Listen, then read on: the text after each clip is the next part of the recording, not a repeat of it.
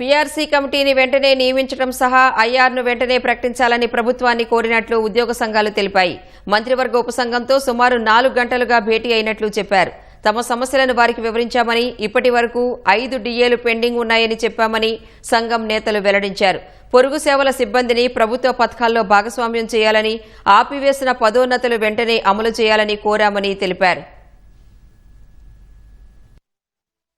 పెన్షనర్స్కి additional quantum of pension ఏది ఉందో ఇదివరకు ఉన్న 10-15 దాన్ని ప్రభుత్వం పునరుద్ధరించాలని చెప్పి మేము కోరుకుంటున్నాం. నిన్న అంగన్వాడీలో ఉన్న స్కీమ్ వర్కర్స్కి ఎలాగైతే ఇర్రెస్పెక్టివ్ ఆఫ్ దేర్ పే వాళ్ళు ఏ స్కీములో పనిచేస్తున్నా కూడా వారికి ప్రభుత్వ పథకాలకు అర్హులను చేస్తూ ఎలా ఇచ్చారో అవుట్ సోర్సింగ్ ఇస్తామని చెప్పి మనం మేనిఫెస్టోలో పెట్టాం. కాబట్టి అవుట్ సోర్సింగ్ 18,000, 17,000 జీతాలతో వాళ్ళు ఉన్నారు. వాళ్ళ ఇంటికి తీసుకెళ్లే హోమ్ టేకింగ్ శాలరీ 13,000-14,000 లేని పరిస్థితి.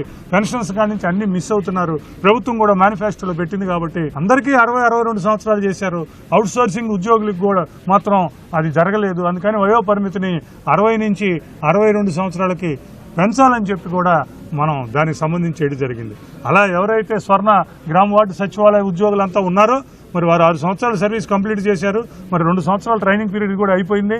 మరి నేషనల్ ఇంక్రిమెంట్ దానికి ఇచ్చేస్తూ ఆటోమేటిక్ అడ్వాన్స్మెంట్ స్కీమ్ని వాళ్ళకి వర్తింపజేసే విధంగా ఉండాలి అని చెప్పి వారు ఆ విషయాన్ని కూడా తెలియజేశాం.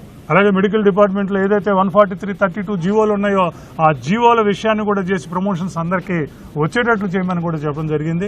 ఇలా దాదాపు ఒక 60 నుంచి 70 సమస్యల మీద ఇవాళ మంత్రుల బృందానికి దాదాపు అందులో 5 గంటల సేపు మేమంతా ఉద్యోగ సంఘాలు మాట్లాడటమే సరిపోయింది. మంత్రులు సావధానంగా మేము చెప్పినవన్నీ కూడా వినటం, దానికి సంబంధించి ఈ 2-3 రోజుల్లో మరి చీఫ్ సెక్రటరీ గారు, మిగిలిన సంబంధిత అధికారులు, ఫైనాన్స్ అధికారులు వీళ్ళందరూ కూర్చుని ఇప్పుడు ఏదైతే పెండింగ్లో మేమంతా తీసి ప్రొజెక్ట్ చేసామో ఈ ప్రొజెక్ట్ చేయబడిన సమస్యలన్నిటినీ వాళ్ళు మొత్తం ఎక్సర్సైజ్ చేసుకుని దాంట్లో ఏమి అనే దాన్ని ఒక సీఎం గారికి కూడా ఈ మొత్తం ఉన్న అంశాలు, అందులో లీగల్ అంశం, ఫైనాన్షియల్ అంశం, మిగతా అంశాలన్నింటినీ కూడా మదింపు చేసుకుని ఒక రిపోర్ట్ చేసుకుని ముఖ్యమంత్రి గారికి ఈ వారంలోనే ఒక రిపోర్టు ఇవ్వడం జరుగుద్ది. మరి 3 సంవత్సరాలుగా తీవ్రంగా నష్టపోతున్నటువంటి పీఆర్సీ కమిషనర్ నియామకం చేయకపోవడం అనేది బాధాకరమని,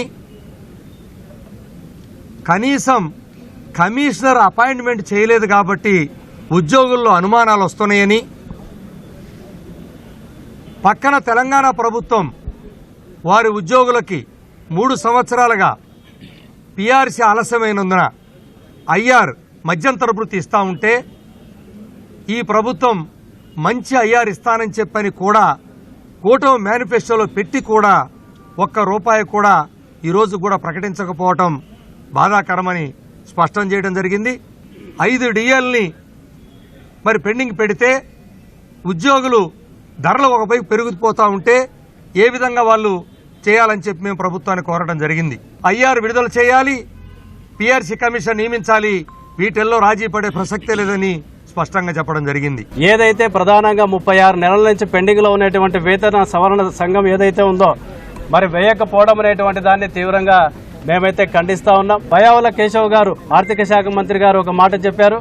మరి ముఖ్యమంత్రి గారు బిజీగా ఉన్నారు కాబట్టి వారి దృష్టికి తీసుకెళ్తామని చెప్పడం అనేటువంటిది జరిగినప్పటికీ కూడా మేమైతే అసంతృప్తిని తెలియజేస్తా ఉన్నాం. కనీసం ఒక కమిషన్ కు సంబంధించినటువంటి విషయంలో అయినా కూడా ఒక సానుకూలత ఉంటదేమో అనేటువంటిది అనుకోవడం అనేటువంటిది రావడం జరిగింది. అది కూడా లేదనేటువంటిది ఈ సందర్భంగా మేము బాధపడతా ఉన్నాం. ఆల్రెడీ డిఎస్సి రాసి వచ్చినటువంటి వాళ్ళకి 30 ఏళ్ల తర్వాత మళ్లీ టీచర్ ఎలిజిబిలిటీ టెస్ట్ అనేటువంటిది పెట్టడం అనేటువంటిది దీన్ని తీవ్రంగా వ్యతిరేకిస్తున్నాం. అటు కేంద్రంలో రాష్ట్రంలో ఎన్డీఏ ప్రభుత్వం ఉంది కాబట్టి దాన్ని రద్దు చేసేటువంటి దిశలో ఈ ప్రభుత్వం ఉండాలనేటువంటిది కూడా తెలియజేశాం.